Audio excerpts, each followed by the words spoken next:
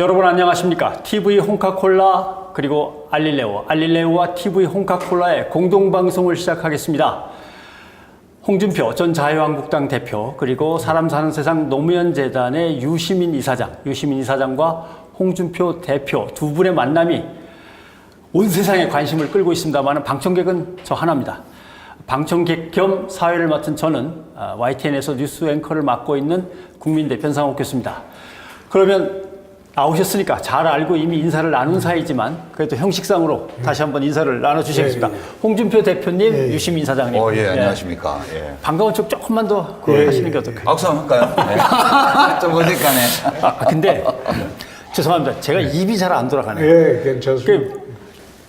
알릴레오 쪽의 시청자들한테 인사말을 좀 한번 좀 해주시죠. 안녕하십니까. 저 유시민 장관이 지금 하고 있는 알릴레오라고 이제 유튜브가 있는데 저는 사실 다른 유튜브를 한 번도 본 일이 없습니다. 본 일이 없고 오로지 홍카콜라를 통해서 저희 대국민 메시지에만 집중을 하고 있습니다. 그래서 오늘 유시민 장관이 하고 계시는 알릴레오의 구독자 여러분들에게 처음 인사드립니다. 홍준표입니다. 제가 박수입니다. 그럼 TV 홍카콜라 구독자 여러분 안녕하십니까. 편식은 몸에 해롭습니다. 저희 알릴레오 구독자도 그렇고 TV 홍카콜라 구독자도 그렇고 주식이 있더라도 가끔씩은 별식을 이렇게 하시면 좋을 것 같아요. 그래서 따로 또 드시러 가려면 불편하니까 오늘 한 상에 그냥 맛보시고요. 괜찮다 싶으시면 10번 TV 홍카콜라 보시다가 한 번쯤은 알릴레오도 봐주십시오. 반갑습니다. 지난번에 홍 대표께 제가 전화를 해서 제가 방송을 직장을 옮겨서 새로 시작했는데 출연 좀 해주세요. 그랬더니 내가 방송사를 경영하는 사람이야. 남의 방송에 내가 왜 나가겠어? 그래가지고 완전히 이게 시쳇말로 까였다 그러는 거죠. 완전히. 아니 병 기자님 그 뜻이 아니고 사실상 이게 현장에서 활동을 하게 되면 인터뷰도 나가고 그래 하는데 지금 저는 패전 투수가 돼가지고 지금 불펜에 들어와 있어요. 그래서 불펜에 들어와 있는 사람이 다시 현장에 나간다는 게 멋쩍어서 내가 한 소리지. 알겠습니다. 그런 딴 뜻은 없습니다. 지금 불펜이라고 말씀하신 거는 옛날 지방선거에서 성적이 안 좋아서 그냥 스스로 책임을 지시고. 근데 그런 깔끔한 모습은 상당히 좋았습니다. 그리고 두 분의 이제 각각의 시청자들을 향한 인사 말씀 끝났고 제가 KBS에 잠깐 나가서 두 분 스타일이 고독한 스타일이라고 그랬더니 그래요? 라고 하는데 고독한 늑대라는 그래 애칭이 붙어버리셨는데 저희 둘은 이제 동갑내기거든요. 65세쯤 되면 고독이 어떤 모습으로 다가옵니까? 나는 병 기자님이 말씀하시는 고독한 늑대라는 게 저한테는 전혀 어울리지 않는다. 그래요? 왜 그런가 하면 유시민 이사장한테는 어울릴 거예요. 제가요? 그런데 늑대는 무리를 지어 다닙니다. 떼를 지어서. 사냥을 할 때도 집단적으로 떼를 지어서 공격을 해요. 그렇죠. 그러나 저는 검사 이래에 정치 24년 하고 36년 동안 나 홀로 투쟁을 하며 살았지. 무리를 지어 다닌 일도 없고 어느 개파에 들어가 본 일도 없고 그러니까 개파에 속한 일도 없죠. 외로운 늑대가 아니고 늑대는 무리를 지어.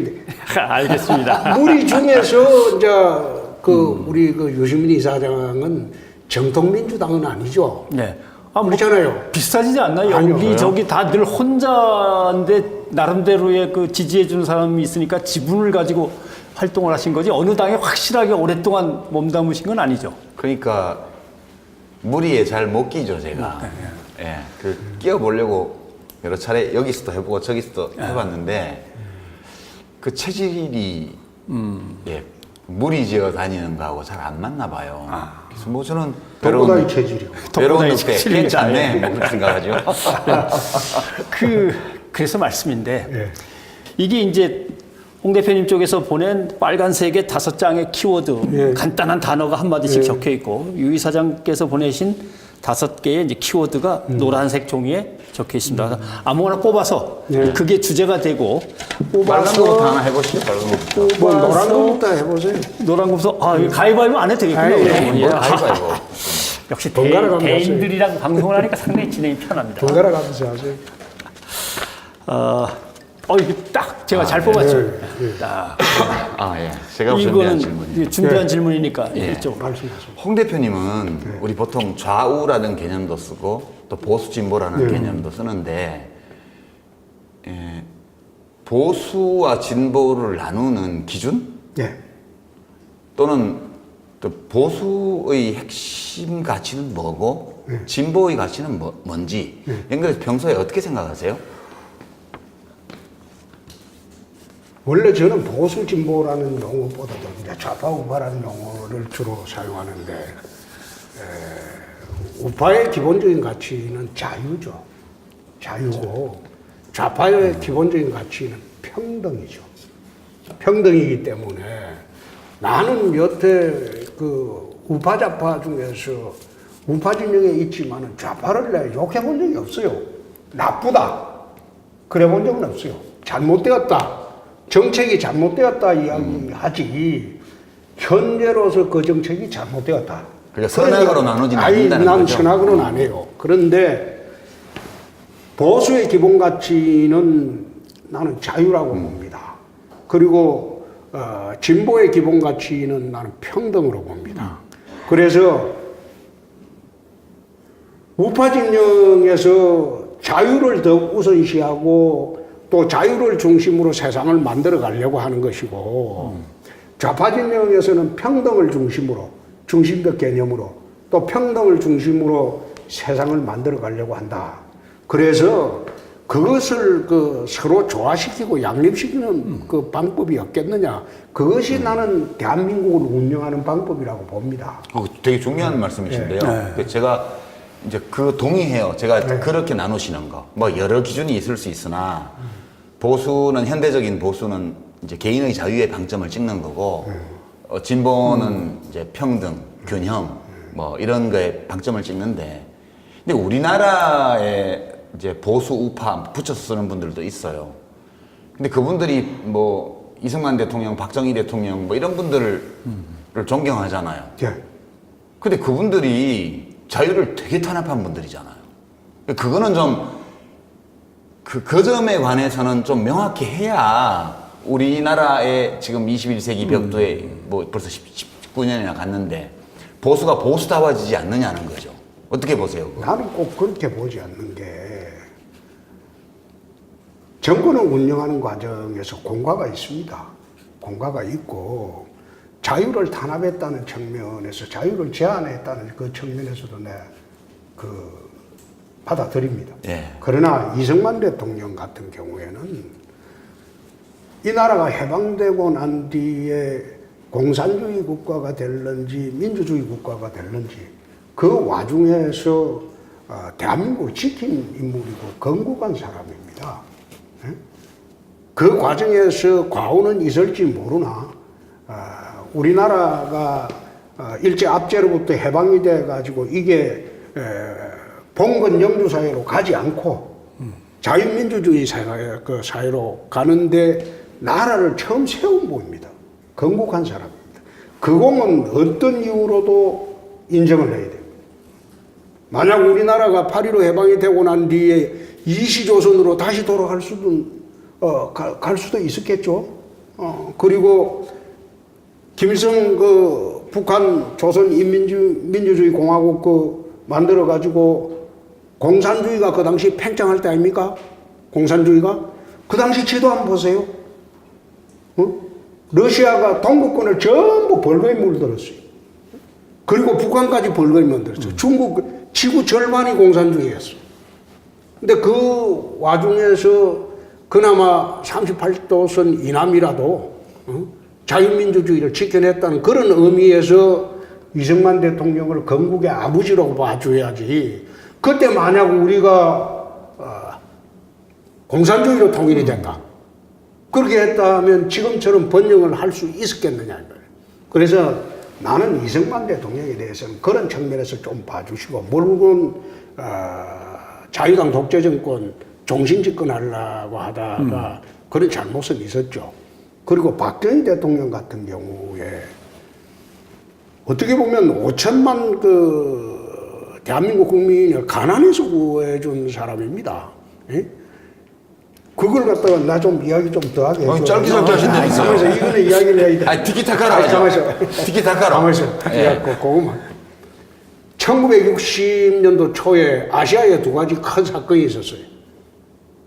미얀마에 군사혁명이 있었어요.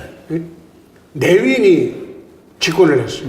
내윈이 국가를 끌고 간 방향이 국가사회주의입니다. 그러나 박정희 대통령이 그 당시 쿠데타로 집권을 해서 끌고 간 방향이 자유민주주의. 그게 1960년대 초에 있었던 아시아의 큰 두 가지 사건입니다. 내가 2012년도에 미얀마 특사로 갔을 때 미얀마 의회 지도자들하고 장관들 전부 모인 자리에서 만찬할 때 내가 그런 이야기를 했어요. 아시아에 큰 두 가지 사건이 있었다. 60년 초에. 하나는 내윈이 쿠데타를 했고, 네. 하나는 대한민국에서 박정희가 쿠데타를 했다. 그렇게 해서 양국의 지도자들이 하나는 국가사회주의로 가고 하나는 자유민주주의로 갔다. 그 이후에 40년 이후에 미얀마하고 대한민국의 국력 차이가 어떻게 되냐. 그 당시에 미얀마는요, 국민소득이 700달러였어요. 우리는 국민소득이 60달러였어요. 우리보다 훨씬 잘 살았어요. 지금 미얀마는 국민소득이 1,300불 안 됩니다. 우리는 3만 불을 넘어섰어요. 말하자면 박정희 대통령 공가를 논할 때 나는 언제나 국민들이 좀 생각을 해야 되는 게 60년대 초에 가치 쿠데타를 하고 국가 체제를 어디로 선택을 해서 나라를 끌고 갔느냐. 그에 따라서 이게 나라의 격이 달라졌고 번영이 국민들이 이게 편안하게 됐다. 물론 박정희 대통령도 국력을 집중하는 과정에서 독재도 했고 유신 때 나도 대학 다니면서 중앙정보부 끌려 가보기도 했고 그래 했습니다만은 나는 그런 식으로 한 부분을 보고 전부를 단죄해서는 안 된다. 근데 홍 대표님 네. 지금 과하게 지금 반응하셨는데요. 제가 이승만 대통령이나 박정희 대통령에 대해서 전면적인 평가를 한 게 아니에요. 이게 그분들이 추구했던 가치가 여러 가지가 있는데 우리가 과거의 국가 지도자들을 우리가 생각을 할 때 뭐 좋은 점은 개선을 해야 되고 부족했거나 잘못된 점은 이제 극복을 해 나가야 되잖아요. 근데 뭐 좋아요. 뭐 그 보수 우파 진영에서 이승만 대통령을 건국의 아버지로, 뭐 박정희 대통령을 우리를 절대 빈곤에서 구한 대통령으로 이렇게 하시는 거 좋아요. 제가 뭐 전적으로 공감하지는 않아도 그럴 수도 있다고 봐요. 근데 그분들이 그 목표를 향해서 가는 과정에서 개인의 자유를 말도 못하게 탄압을 했잖아요. 근데 그 점은 그냥 시원하게 인정을 하고 끊고 갔으면 좋겠다는 생각이고요. 두 번째는 저는 사실은 20대 때 학생운동 할 때부터 늘 자유를 위해서 투쟁했지 딴 거를 위해서 투쟁하지 않았어요. 저는 진짜 자유로운 나라에 살고 싶었거든요. 대통령 내 손으로 뽑고 내 마음대로 내 생각을 말해도 어디 잡혀갈지 모른다는 두려움 없이 살 수 있는 사회. 그런 거를 꿈꾸면서 했는데 그 저희들 보고 막 친북이라 그러고 영공이라 그러고 뭐 좌파라고 그러고 이러니까 좌파는 맞지. 사실 좌파는 맞지. 한국의 진보 혹은 좌파가 오로지 평등을 위해서 한 것은 아니고요. 진짜 자유를 위해서 투쟁했고요. 그 다음에 그 자유를 위해서 투쟁한 것이 어느 정도 성과를 거두었을 때 그 다음에는 균형과 이 평등을 위해서 좀 더 힘을 쏟는 쪽으로 온 거거든요. 이거를 좀 저는 지나치게 물론 양쪽이 싸우다 보면 서로 간에 좀 과하게 공격하는 면이 있긴 하지만 우리 한국의 보수 쪽에서 적어도 자기들이 집권하고 있을 때 개인의 자유를 침해했던 제약했던 그런 잘못된 부분에 대해서는 시원하게 인정하고 털어버리고 그리고 지금 와서 확실하게 그런 자유의 가치를 들고 가면 좋을 것 같은데 그게 잘 안 되고 있다는 느낌이 드는 아니. 거지. 예. 내가 다시 한번 더 이야기를 해볼게요. 미국의 노예제도 해방을 16대 링컨 때 했어요. 그럼 15대까지는 미국의 노예제도였는데. 그렇죠. 예? 그럼 1대부터 15대 대통령을 전부 자유를 억압한 대통령으로 그래 몰아붙일 겁니까? 아니죠. 그건 아니죠. 아니죠. 그러니까 아니죠. 링컨 대통령 이후에 미국이 자유로운 세상이 됐어요. 노예제도가 폐지되고.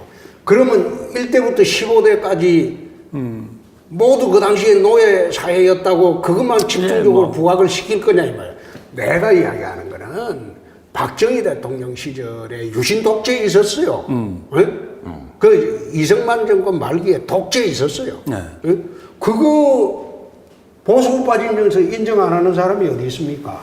안 하는 그런데 마치 그것만이 전부라는 식으로 몰아붙여서는 곤란하다. 알겠습니다. 그래서 예. 내가 이야기하는 거는 우리 유 장관께서 하는 이야기, 그 중에서 유신 독재 부분은 그건 나도 그 72년도 대학 입학해서 재직됐다 재입학도 하고 그거 했어요.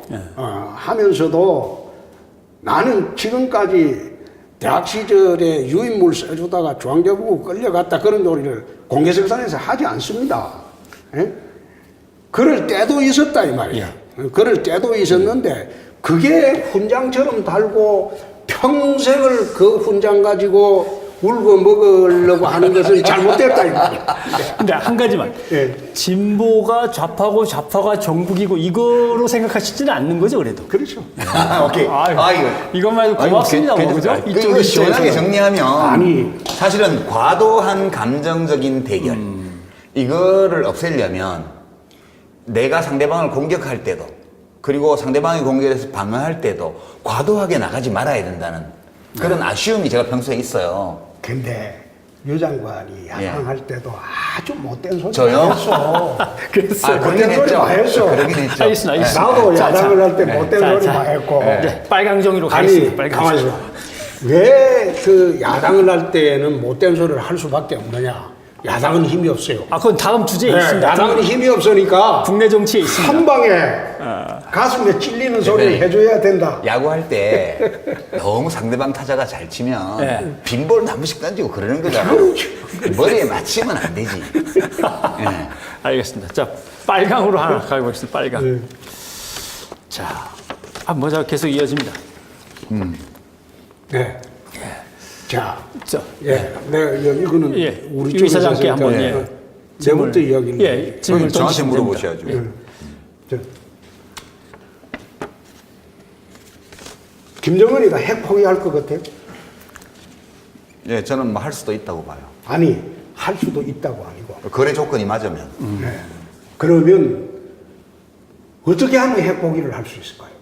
그러니까 그게 이제 근본적인 시각 차이가 있는 건데 이제 저는 그 얘기했다고 욕을 많이 먹었어요 그동안에. 체제 안전이 다른 방법으로 보장된다면 굳이 핵을 가질 이유는 없다고 본다 북한이. 김정은 위원장이나 뭐 그전에 김정일 위원장이나 불안하기 때문에 핵을 만든 거다 그렇게 이제 주장을 했다가 북괴 대변인이라고 욕도 참 인터넷에서 많이 먹었는데요. 저는 지금도 북한의 권력층을 완전 비이성적이고 괴물 같은 집단으로 보면 해법이 없다고 봐요. 거기도 나름 비즈니스를 하는 사람들이다. 요는 거래의 조건이 맞냐 안 맞냐. 저쪽은 많이 요구하는 거고 그러면 우리 쪽은 좀 덜 주고 하려는 거고 그 문제만 있는 거 아니냐 이렇게 봐요. 예. 자, 유 장관 하나 물어봅시다. 그럼 김정은 체제 보장이 그게 현대 자유세계에서 그게 옳은 일이냐 이거예요. 그러니까 저기는 예, 마음에 안 드시죠? 나라라기보다도 봉건 영주국가죠. 예, 저도 그렇게 생각해요. 그죠? 예. 봉건 영주국가 아닙니까? 세계에 지금 봉건 영주국가가 북한밖에 더 있습니까? 왜요? 왜? 사우디아라비아도 있고 뭐 중동에 가면 많아요. 그 브루나이도 있고요. 그러니까 예. 그 왕조체제 국가도 있죠. 예. 있는데 그 나라는 그나마 처형제도가 없죠. 아, 브루나이도 요새 뭐 도둑질하면 팔 자른다 그러고 난리잖아요. 도둑질해서 팔자리에 저는 벌써 김정은이 들어와가지고 430. 아, 그러니까 숙청을 얘기하시는 거죠? 그렇죠. 아니 자기 삼촌도 죽이고, 그 다음에 그 장성택이도 얼마나 고사포 총으로 죽이고, 자기 또 이복형인가요? 그 말레이시아 공항에서 독살하고. 이런 체제가 보장의 가치가 있는 체제냐 이 말이에요. 그러니까 그 오해가 있는데요. 체제 보장이라는 게 제가 말씀드린 거는 그 체제가 그런 상태로 영속하도록 우리가 해줄 방법은 없어요. 해주고 싶어도. 네. 그러니까 우리가 얘기하는 거는 그 북한이 적어도 핵, 그 다음에 탄도미사일과 관련해서는 북한 체제를 어떻게 바꾸어 나가느냐는 것은 그들의 문제예요. 우리가 현재의 북한의 시스템 저도 마음에 안 들어요. 그건 문명적이지도 않아요. 이거를 우리가 계속 항속적으로 갈 수 있도록 도와주자는 뜻이 아니고요. 다만 북한이 외부 세계를 위협하지 못하도록, 위협하는 무기를 안 가지도록 하기 위해서는 군사적 보장 조처를 해준다는 거예요. 우리가 밖에서 쳐들어가서 니들을 목 졸라서 없애버리지 않겠다. 그것을 안심시켜주고 그 조건으로 핵과 탄도미사일을 포기하게 하고 그 내부를 어떻게 개혁하느냐는 위로부터의 개혁, 계몽군주 방식의 개혁이 있을 수도 있고요. 아예 안 될 수도 있고 혁명이 일어날 수도 있죠. 그거는 북한 인민들이 할 문제라는 거예요. 그러니까 제가 그 심리적으로는 이해가 돼요. 북한 체제가 너무 마음에 안 들어요. 그냥 주관적으로 마음에 안 드는 게 아니라 우리 문명적 기준으로 보면 저런 체제로 오래 가면 안 된다고 저도 판단을 해요. 근데 그렇다고 해가지고 저 체제를 우리가 작용을 해서 바꿔야 되겠다. 이렇게 하는 순간 저긴 더 움츠리거든요. 예, 그 얘기를 하는 거예요. 저희가 체제 안전을 보장한다는 게 그 봉건적 체제를 영속적으로 가져갈 수 있도록 우리가 도와줘야 된다. 이런 뜻은 전혀 아니라는 점입니다. 좋습니다. 그럼 예. 북한이 북핵을 만드는 것이 체제 안전 보장이라고 했는데 그러면 왜 탄도미사일까지 만들었을까요? 그러니까 제가 김정일, 김정은이라도 만들 것 같아요. 왜? 왜냐하면 자기들이 지금 미국하고 교전 상태잖아요. 지금 정전협정만 돼 있는 거지 아직도 전쟁 상태예요. 그리고 미국은 세계 최강 국가예요. 그리고 어마어마한 양의 수천 개의 핵무기를 갖고 있고 어마어마한 미사일을 갖고 있어요. 공격하려면 언제든지 할 수 있어요, 자기들을. 6.25 때 또 엄청나게 B-29 폭격도 받아봤고 이거 무섭잖아요. 무서운데 재래식 무기로는 도저히 어떻게 할 수가 없으니까 이제 미국하고 어떻게 안전보장을 좀 받으려고 그러는데 상대를 안 해줘요. 그러니까 미국 대통령을 김일성도 못 만났고 김정일도 못 만났어요. 상대를 안 해주는 거예요. 그러면 쟤들이 우리를 상대하게 할 방법이 뭐 있을까? 재래식 무기로는 위협이 안 되니까 미국 본토에. 그럼 미국 본토에 우리가 해를 끼칠 수도 있다는 가능성을 보여줄 때 우리를 협상 상대로 인정해 줄 거 아니냐. 이게 올바른 생각이라는 뜻은 아니에요. 그러나 그 사람들로서는 그렇게 생각했을 거라는 거예요. 그리고 실제로 그렇게 함으로써 이제 김정은 위원장은 트럼프 대통령하고 2차례나 정상회담을 했고 또 하자고 지금 그러고 있잖아요. 지금 탄도미사일을 만든 목적은 나는 그래 안 봤습니다. 체제 보장으로 안 보고 북핵을 만들고 탄도미사일까지 만들었다는 것은 이거는 적화동의를 하겠다는 겁니다. 남침동의를 하겠다. 6.25 남침이 1950년도에 생겼을 때 한 달 만에 부산까지 밀렸어요. 그런데 살아난 것은 미군이 중심이 돼서 유엔군이 파병이 됐기 때문에 살아남았어요. 그러면 미국까지 탄도미사일을 가지고 협박을 하게 되면 미국의 참전 여부가 문제가 생깁니다. 일본 같은 경우에는 자동 참전이에요. 미일 상호방위조약을 보면 일본은 자동 참전이에요.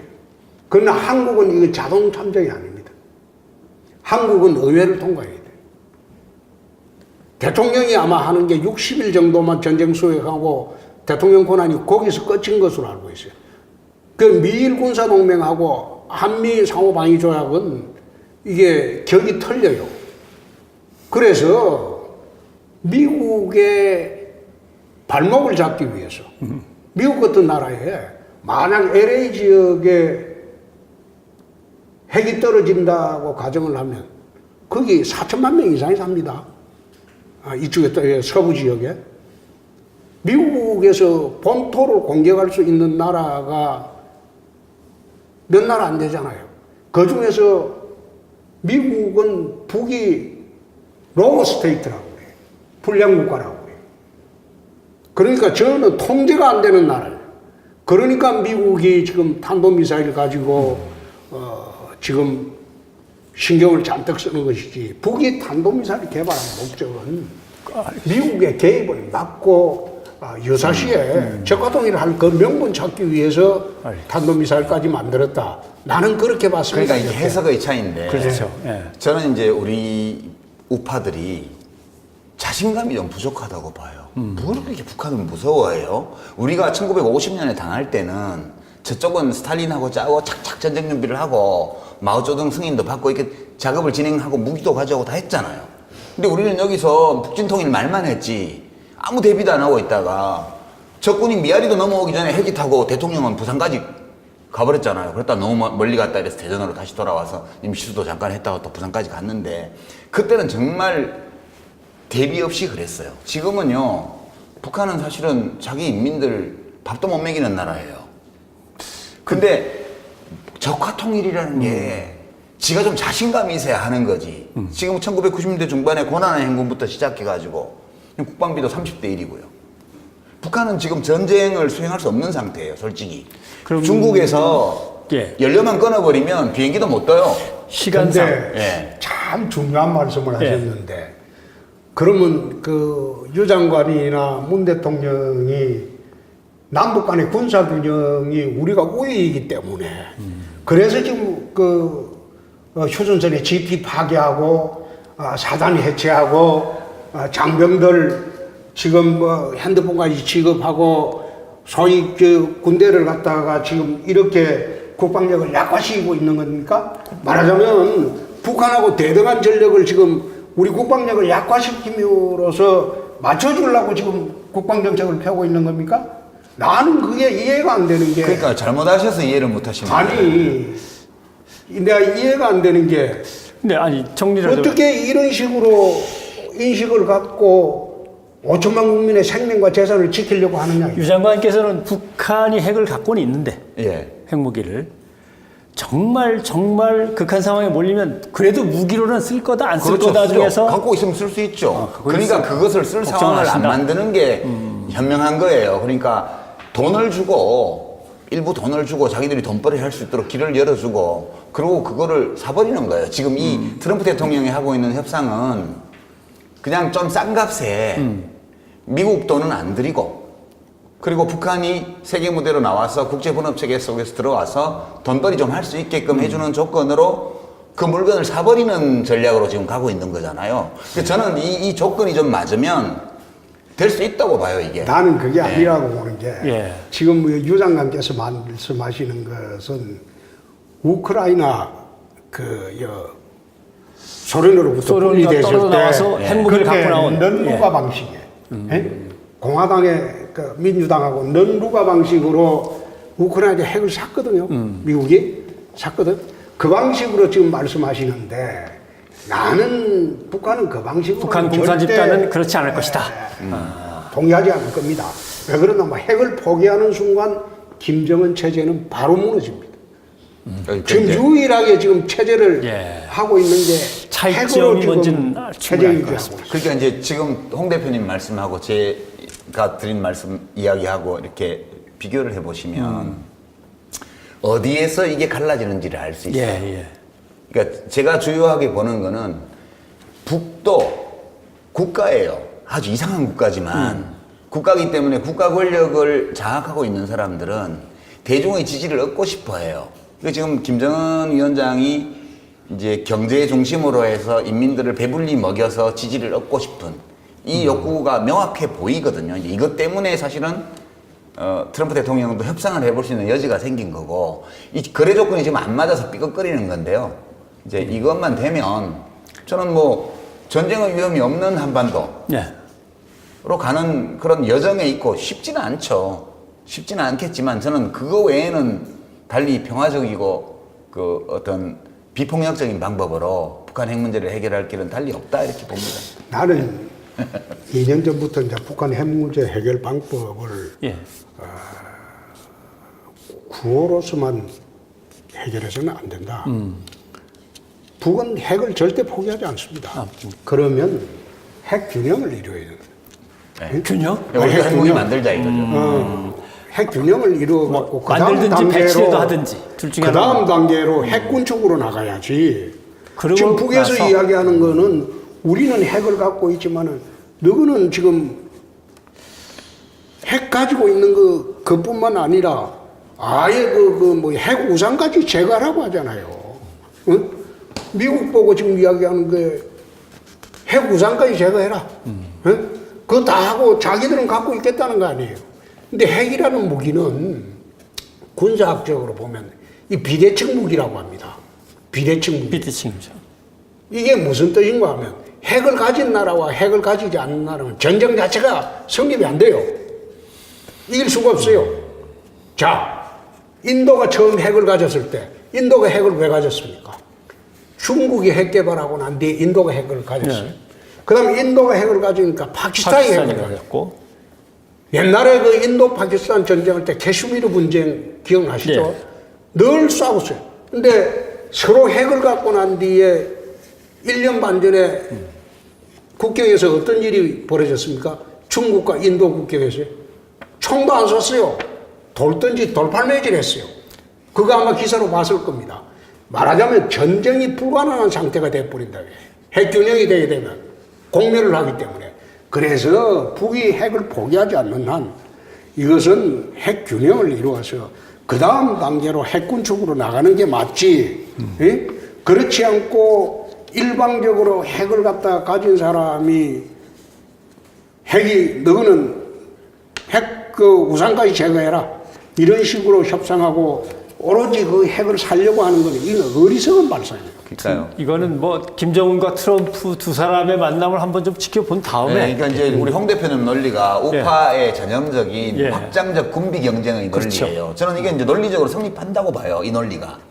근데 이렇게 되면 게임 시어리에서 얘기하는 그 내시 균형이라고 해가지고 맥시멈으로 상호간에 핵무기를 비축하는 이 균형으로 가게 돼요. 그러니까 저는 지금 그거 안 하고도 지금 GP 부시고 이런 거에 대해서 좀 개탄을 하시지만 정전협정문에 따르면 DMZ 안에는 그런 게 있으면 원래 안 되는 거잖아요. 양쪽이 다 정전협정을 위반하면서 만든 거를 지금 일부 부셔서 없애는 거잖아요. 그러니까 지금 상황에서도 휴전선은 평화롭고요.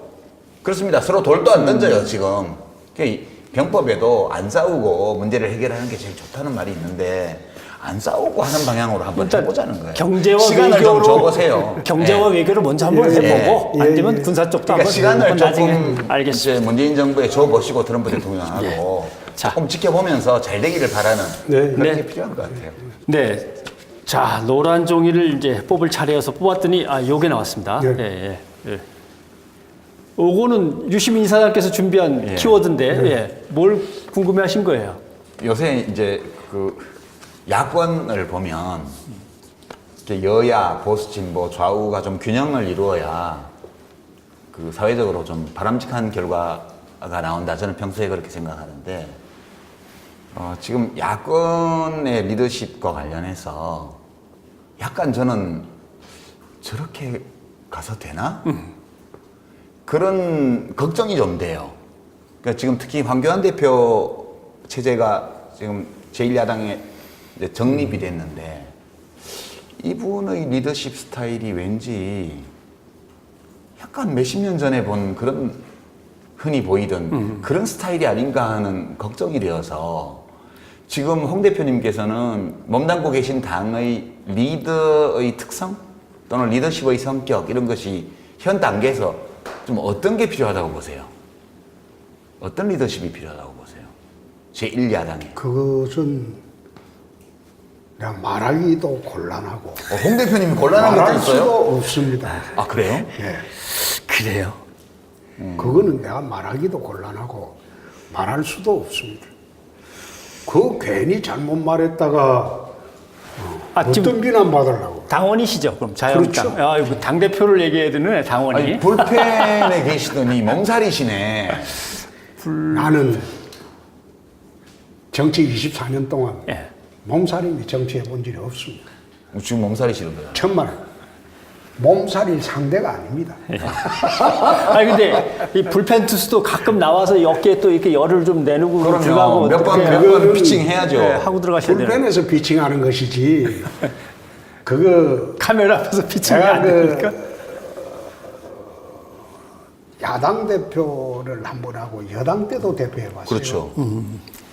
그런데 내가 당 대표를 2번 한 사람입니다. 한나라당 마지막 대표가 접니다. 그리고 자유한국당 대표가 정식 대표가 창당되고 또 제가 첫 대표였고, 그런데 후임 당 대표를 두고 왈가왈부하는 것은 야, 그건 몸살이는 게 이게 아니고 보수파의 미덕이라고 얘기하는 미덕 그런 내지는 강점이죠. 아닙니다. 강점입니다. 예. 이런 게 그 강점. 점은 정말 좋네요. 근데 진보 진영은 가만 놔둬도 원리 원칙에 의해서 자기네들 리더를 이렇게 치는 스타일이거든요. 그렇죠. 예. 근데 저 같은 경우에는 좌파 전쟁을 하거나 민주당과 붙을 때는 내가 몸살이 본 적이 없습니다. 그러나 우리끼리 이야기는 안 합니다. 그러면 유 이사장님의 질문을 조금 이렇게 펑퍼짐하게 푼다면 갑자기 너무 극우로 가는 분들, 이상한 분들, 뭐 아까 뭐 의원의 이름도 나왔습니다만 막 이렇게 하고 막 정신없어지는 상황에서 보수라고 하는 진영의 리더십은 어떤 모습을 갖추고 어떻게 이끌고 가야겠다 이런 생각은 해보셨을 거 아닙니까? 한국 보수 우파 진영이 괴멸 상태까지 오게 된 배경은 탄핵입니다. 탄핵. 예? 탄핵 때 노무현 대통령 탄핵 시절에 그 당시에 열린우리당이나 그분들이 어떻게 대처했는가 한번 보십시오. 그 당시 정동영, 천정배 그 2분은 국회에서 몇 분이 되질 않았어요. 열린우리당이. 예. 민주당에서 떨어져 나와가지고 거의 몸부림치듯이 온몸으로 막았어요. 국회 본회의장에서 아수라장이 되죠. 그러고 난 뒤에 그게 여과 없이 나가고 난 뒤에 국민들이 전부 등을 돌려버렸어요. 지난번에 박근혜 탄핵 때 보수 우파 진영이 어떻게 대처했나 한번 보십시오. 서로 자기만 살겠다고 여론 눈치 보고 국민 눈치 보고 그렇게 하다가 이 질의멸렬 됐던 거 아닙니까? 그러고 난 뒤에 탄핵 대선 치르기 전에 당 지지율이 4%였어요. 나는 완전히 무너진 정당을 이어받았어요. 그건 맞습니다. 그렇죠? 예. 대선 나갔을 때 내가 당선된다고 생각한 걸 단 한 번도 없습니다. 진짜. 탄핵 대선 때. 예. 이거는 15%만 얻어서 대선 자금 우리 그 보전만 받을 수 있으면 다행이다. 그 생각했습니다. 실제로 우리 대선 때 한참 진행 중일 때 국민은행에서 대출을 해주고 매일 당사 와서 지지율 체크를 했어요. 아 실제로 그랬다니까. 그러니까 이 그래서 말씀은- 우리가 내가 그 대선 때 뛴 거는 15%만 넘기자. 그러면 당의 해악은 안 끼친다. 당을 살려야 한다. 아마 이 그렇죠. 말씀이신 것 같아요. 그런데 나는 24%라고 할 때 24.1%인가 그 나왔을 때 정말 고마웠어요. 이게 4%배 안 되는 정당 이어받아가지고. 그런데 지금 그 보수 우파가 괴멸된 원인이 탄핵입니다.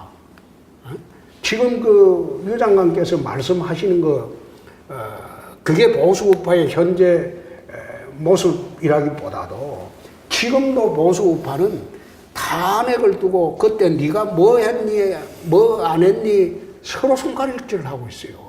내가 그걸 쳐다보면서 좀 통탄할 노릇이 힘을 합쳐도 문정권에 대항할 그 여력이 안 생기는데 힘이 딸리는데 내부에서 지금 앉아서 서로가 서로를 물어뜯고 있다 이 말이에요. 응? 그래서 이제는 박근혜 탄핵을 벗어나서 대한민국을 한번 생각해 보자 이 말이에요. 대한민국을 생각해 보고 문정권하고 이야기해서 이게 제대로 투쟁을 해서 민생이 잘못 돌아가면 그거 살리고 또 안보 잘못되면 또 협상해서 살리고 거기에 역점을 둬야지. 아직도 지금 보수 우파 진영은 나 탄핵 때 제대로 나는 경남지사로 가 있었어요. 아, 예. 거기서 내가 탄핵 반대했어요. 탄핵하면 안 된다. 국회의원들한테 내가 전화 오면 탄핵하면 안 된다. 그런데 자기들끼리 물고 뜯고 싸우고 박지원 대표한테 우리 몇 명 채웠습니다 이래 보고하고 그때 안 보세요. 그래가지고 저가 살아났습니까? 아, 저는 그래서 지금은 보수 우파 진영이 나는 딴 것보다도 서로 이제 탄핵 때 어떻게 했다, 네가 어떻게 했다, 내가 어떻게 했다 이 논쟁하지 말고 잊어버리라 이거예요. 그러고 난 뒤에 대한민국을 어떻게 하면 잘 만들어갈 수 있느냐. 거기에 문정권하고 잘못된 것은 따지고 잘하는 것을 또 협조를 해주고 이렇게 해야 될 텐데 그래 안 하고 있어서 안타깝다. 네. 저도 안타까운 게 아니 뭐 야당은 정부 여당을 상대로 투쟁하는 게 임무죠 기본적으로. 뭐, 예, 그렇긴 그렇죠. 한데 사실 저희 진보 쪽이 자유를 탄압한 적은 없잖아요 역사적으로. 헌법을 파괴하는 쿠데타 다 우파 쪽에서 했고 이 진보 쪽은 한 번도 헌법 질서를 물랑케 하거나 자유를 탄압한 적이 없어요. 근데 와서 지금 좌파 독재라고 그러니까 아니 물론 대통령이 야당과 좀 대화가 너무 적거나 소홀하거나 이런 거는 비판할 수 있겠죠. 그러나 대통령이 야당과 대화가 좀 부족하다는 이유로 이거를 독재라고 그래버리면 내가 그 이야기를 할 때 그 이야기를 했어요. 지금은 좌파 광풍 시대다. 아, 독재는 좌파 아니고 광풍 광풍이다. 시대다. 아. 사실 독재 정권은 우파 쪽에서 했지 않느냐. 옛날에 어르신 말씀. 예. 내가 그 이야기 노골적으로 했어요. 그런데 좌파 독재라는 말은 부적절하다. 그래서 좌파 광풍 시대다. 이걸 멈추게 하는 방법이 뭐냐. 그걸 지금 투쟁하는 게 맞다. 그 이야기 우선 하고 두 번째 자유를 억압 안 한다고 하는데 나는 그게 좀 달리 생각하는 게 요즘 억압하는 방법은 군사독재하고는 전혀 판이하게 억압을 해요. 예? 어떻게 지금 군사독재보다 더 교묘하게 억압을 한다. 어떻게 해요? 아니, 자, 예를 한번 들어줄게. 내가 경남지사를 4년 4개월 했는데, 대선 끝나고 난 뒤에 1년 6개월 동안 최근까지도 날 조사하고 있어요. 누가요? 그래요? 검찰이요? 누구라고 내가 이야기를 안 하겠는데, 샅샅이 뒤지고 있어요. 대선 때 내 지원했던 내 후배 한 사람은 사업적으로 폐업됐어. 그거는 이명박 대통령 때 엄청 잘했던 건데. 그러니까 이런 식으로 소위 내 또 좀 도와줬던 사람은 국세청에서 세무조사를 하고. 이거 지금 하고 있는 방법은 드러나지 않게 정말로 못된 짓을 한다. 내가 당대표 때 내 통신조회 한 것도 모자라서 집사람, 그 다음에 내 아들, 전부 통신조회를 수십 차례 했어요. 그건 좀 그래. 검찰이나 경찰 얘기하고는 아니, 좀 경찰, 맥락이 경찰이 달라서. 나 하는 게, 네. 걔들이 어떻게 그거 하겠어요? 안 시키면. 예? 아, 그래서 나는 대표님 그 위험한 발언이세요. 아니, 아 진짜. 아니, 내가 유장관한테 하는 게 유장관이 했다는 뜻은 아니고. 아 제가 뭔 기분이 들어서 그걸 하겠어요. 유장관이 했다는 뜻은 아니고. 근데 지금 와서 내가 내 개인 이야기를 내 최근에 유튜브에 한마디 했어요. 2년 만에. 너 아무리 조사해봐라. 나는 걸릴 게 없고, 날 털어내도 틀릴 게 없다. 네, 뭐 그래서 내가 지난번에 한번 며칠 전에 유튜브에 이제는 그만해라. 그만해라. 대본들 나올 게 없으니까 그만해라. 알겠습니다. 그만하시랍니다. 예. 네, 그만하세요. 하고 근데 있다면. 네. 유 이사장이 하신 질문은 아마 이쪽이 아닌가 싶은데 대개 국회 안에서 뭔가 예. 여야가 국정을 운영해 가야 되는데 꽉 막히는데 막히면 원내대표끼리 밤에 좀 만나가지고 식사하면서 이걸 어떻게 풀어나갈까 또는 당대표끼리 나중에 이제 보고를 받은 다음에 크게 이렇게 타결을 봐야 되는데 원내대표, 당대표가 이렇게 전국을 돌면서 막 불을 갖다 지피니까 아니 뭐 필요할 때는 그런 것도 해야죠. 해야 되는데. 그러니까 지금 상황은 조금 그렇지 저는 않나? 뭐 이런. 국회의원이 100명이 넘는 당이잖아요. 그러면 당연히 양동작전으로 안에서도 하고 밖에서도 하고 하는 게 맞지 않아요? 안에는 본회의장 이용해서 자유한국당의 국정 비전이나 이런 걸 설파를 하고 그리고 그걸로도 부족하다 싶으면 또 광화문광장에 주말에 나가서 하고 그러면 되지. 왜 안을 마비시켜 놓고 밖에 나가서만 하냐는 거예요. 유 장관 말도 일리가 있는데 문제의 출발은 연동형 비례대표제입니다. 아 예. 네, 선거법인데 유 장관께서도 국회의원도 하고 다 해봤기 때문에 87년도 이후로 선거법을 일방 처리한 사례는 없습니다. 예? 선거법은 언제나 그거는 87년 이후로 지난 40년 동안 선거법은 협상을 했어요. 협상에서 한 번도 바꾼 적이 없죠. 그거. 네. 늘 헌법재판소에서 헌법 불합치 판정이 나서 이제 1인 2표제로 바꾼 거 빼면은 나머지는 다 선거구 조정에 관한 거죠. 그렇죠. 그래서 선거법을 언제 바꾼 적이 있어요? 그거는 지금 예. 선거법은 매년 바꿉니다. 그 말이 그래서 법 개정이지. 내 이야기는 예. 지금 연동형 비례대표제 저게 과연 옳은 제도냐.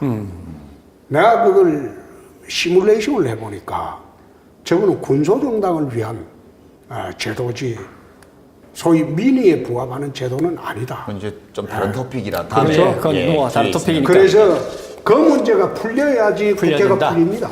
결국은 선거법, 선거제도가 그렇죠. 요 패스트트랙과 관련된 어떤 가져오셨을 것 같아 그 키워드를. 아, 예, 예. 안 가져왔어요. 아 그래요? 그래요? 딱 뽑아야 되는데. 뭘 갖고 오셨는데? 갖고 오셨구만 뭘. 귀신같이 찾았는데. 예.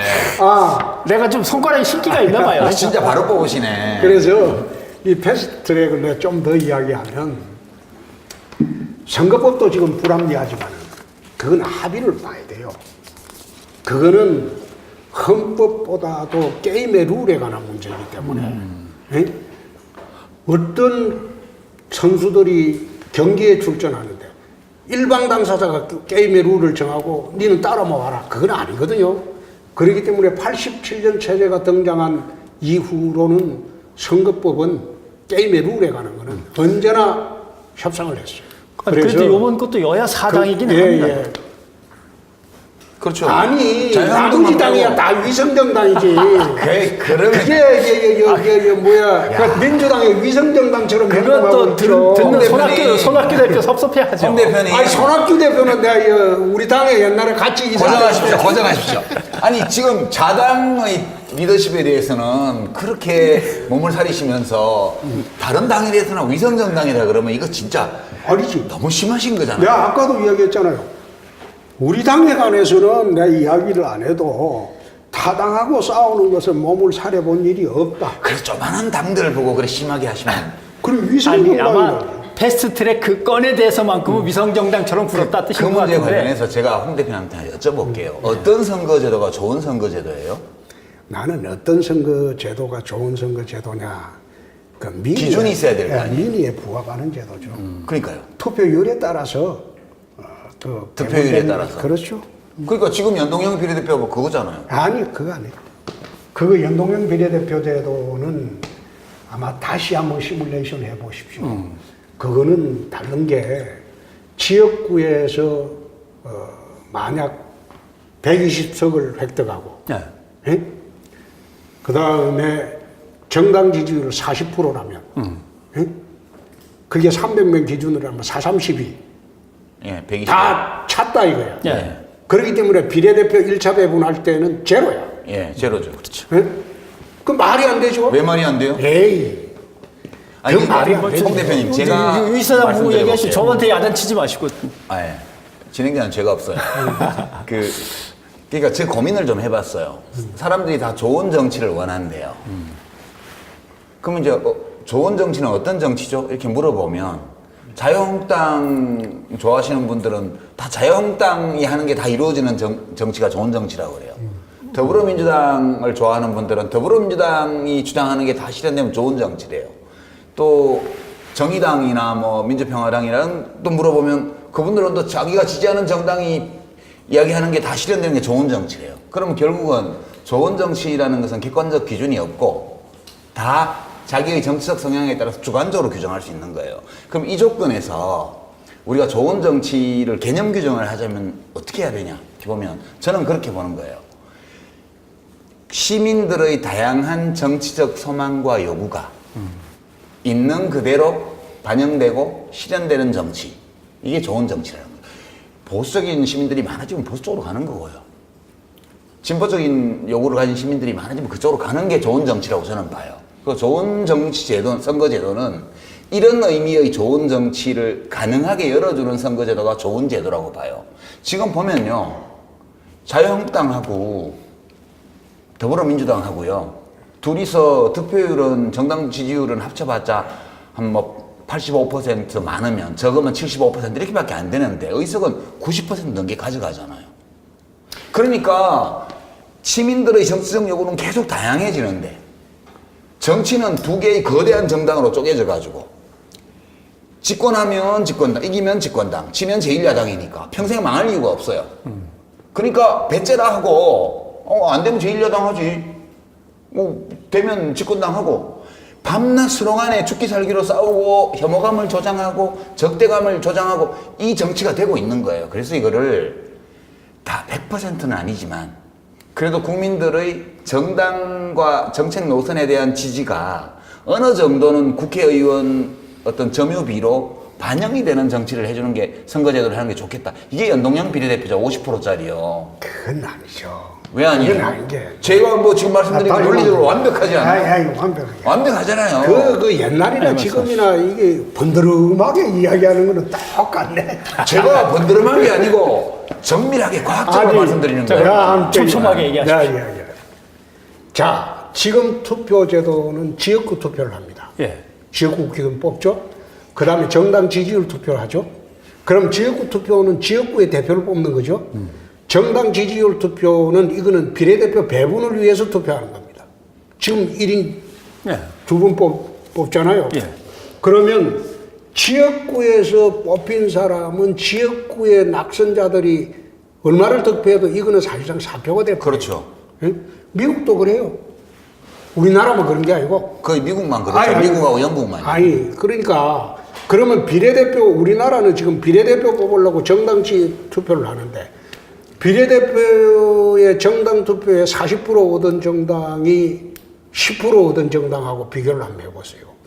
그러면 여기 기준으로 정당 지지율 투표를 기준으로 비례대표를 배분해야 되는데 처음에 아까 120석을 얻은 정당이 40% 득표를 했다고 하면 120석 얻은 이 기준을 왜 정당 지지율 거기에 대입을 시키느냐. 그거는 의미가 없는 거예요. 여는 지역구에서 끝났고, 그럼 정당 지지율 투표 거기에서는 거기에 비례대표 배분을 해야 되는데, 지금 연동형 비례대표제 거기 보면 지역구에서 얻은 득표를 감안해서 여기는 1차에서는 배분을 안 해준다는 거 아니에요. 예? 그러니까 심상정 의원이 뭐라고 했어요? 국민은 알 필요 없다. 투표만 하면 우리가 적당히 논아갖는다. 이런 식으로 이야기를 하잖아요. 심상정 그 발언을 정계특위위원장은 정확하게 보셔요. 그건 아닙니다. 아니, 대표님 요즘 비평하시잖아요. TV 연가콜라. 비평하실 때는 그 발언을 한 사람의 발언의 전체 내용과 맥락을 정확히 보고 비평하셔야 돼요. 제가 뭐라 하는 건 아니고요. 그냥 원칙론을 말씀드리는 거예요. 그러니까 이제 반대할 논리가 많이 있어요. 이 연동형 비례대표도. 그리고 연동형 비례대표제가 좋다고 주장할 근거도 많아요. 문제는 어떤 선거제도가 선언적으로 우리가 어떤 제도는 좋은 제도고 어떤 제도는 좋지 않은 제도라고 말할 수는 없어요. 그렇지만, 그러나 지금 보면 이 거대 양당이 압도적으로 유리한 선거제도를 지금 갖고 있고 이 제도를 가지고 87년 이후에 지금 30년 넘게 해봤잖아요. 해봤는데 만족도가 낮아요. 안 되니까. 이럴 때는 서로 협의해서 좀 바꿔볼 필요가 있는데 지금 다행히 자유한국당만 빼고는 다 동의가 됐잖아요. 그러면 그리고 이 패스트트랙 올린 게 의결한 게 아니잖아요. 이제 상정한 거잖아요. 그럼 지금부터 또 협상을 해보면 되죠. 근데 아니. 이거를 아예 이거 패스트트랙에 올려서 상정했다고 해가지고 국회를 다 차고 나가서 밖으로만 돌아다니고 이거는 저는 제가 자유한국당 지도 보면 이렇게 안 하죠. 자, 내가 예. 미국이 지금 양당제가 된 게 몇백 년 됐습니다. 엉망이잖아요. 그래서 미국이. 아니, 미국이 왜 엉망이에요? 미국이 엉망이에요 요새. 지금 대한민국이 엉망이지. 대한민국이 미국보다 나은 점도 아유, 많아요. 지금 예. 대한민국이 지금 엉망이지. 잘 그런데 판단하기 어렵습니다만 미국의 영국도 엉망이에요, 요새, 영국도. 영국은 엉망이지만은 미국이 양당제도 한 게 지금 수백 년 됐습니다. 근데 양당제가 왜 싫은가 이 말이에요. 가장 안정적이죠. 응?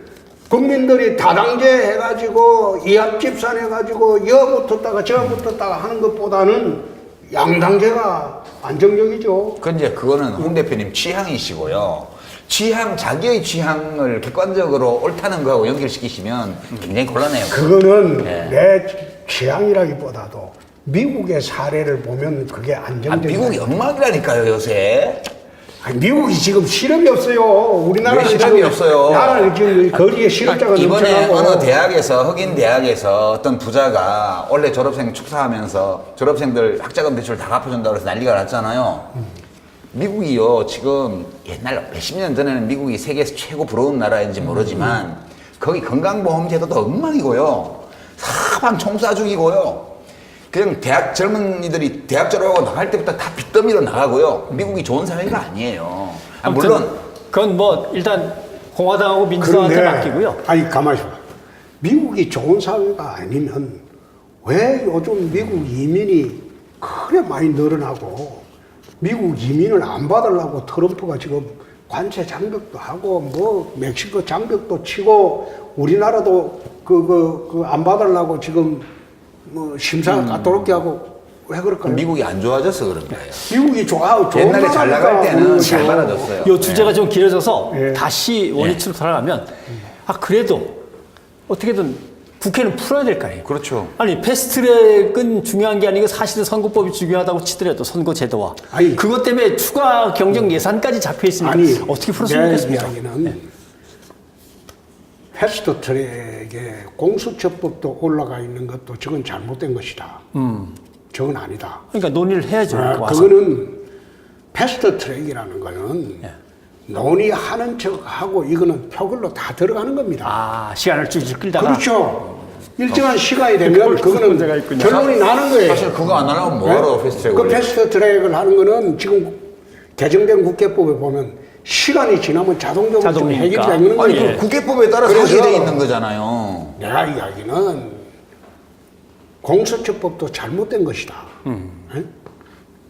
지금 앉아서 검찰이 잘못한다고 검찰 위에 검찰을 또 하나 만들고 그럼 공수처 만들어서 공수처 잘못하면 공공공수처를 또 만들어야 되겠네. 문제의 본질은 검찰의 독립성만 확보시켜주고 정치의 중립성만 확보시켜주면 되는 것을 그걸 안 하고 자기가 충견처럼 부리다가 가만히 보니까 배신할 것 같으니까 그 위에 또 하나 만들겠다. 그건 아니죠. 근데 홍 대표님 세계에 공수처법처럼 이런 사정기구가 세계 어느 나라에 없습니다. 세계 어느 나라에 하나밖에 없어요, 우리나라. 아니, 대표님 그리고 그 문재인 정권이 하고 있는 게, 난 이런 짓을 하는지 나 이해가 안 된다. 세계 어느 나라에도요 우리나라 검찰 같은 검찰이 없거든요. 그러니까 제가 홍 대표님이 그걸 반대하시는 논리에 대해서 반박 안 할게요. 그런 의견을 가질 수 있다고 봐요.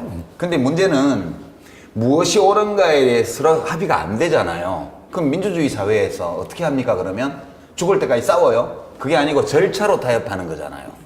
내 의견이 있는데 나는 이게 옳다고 생각해요. 저 사람은 또 자기 생각이 옳다고 주장하래요. 그래서 끝이 안 나요. 토론해서 합의될 수 있으면 이 세상이 얼마나 평화롭겠어요. 안 되잖아요. 안 되니까 어쩔 수 없이 절차로 타협하게 만든 게 민주주의잖아요. 국회법이고요.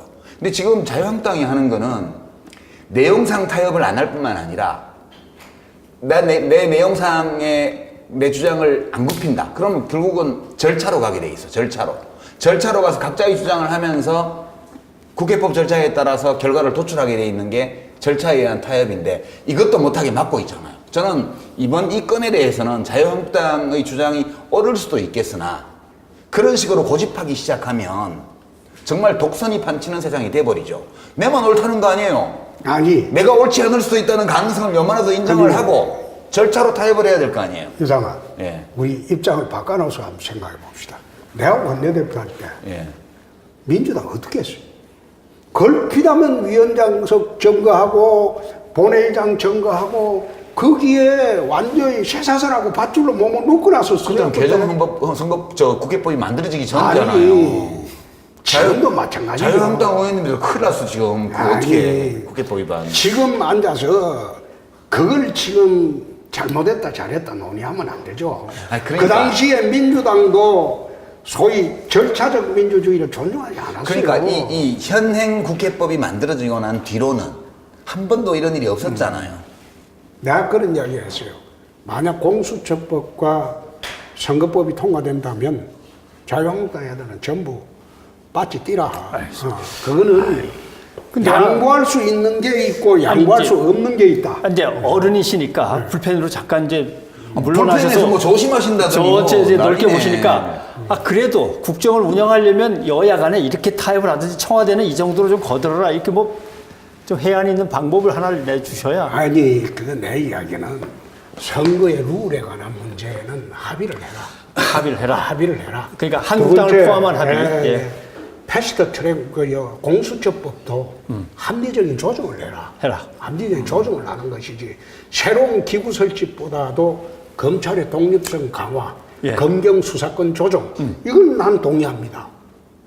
그러나 새로운 사정기구 이게 세계에 이런 사정기구 있는 나라 없다. 없습니다. 예.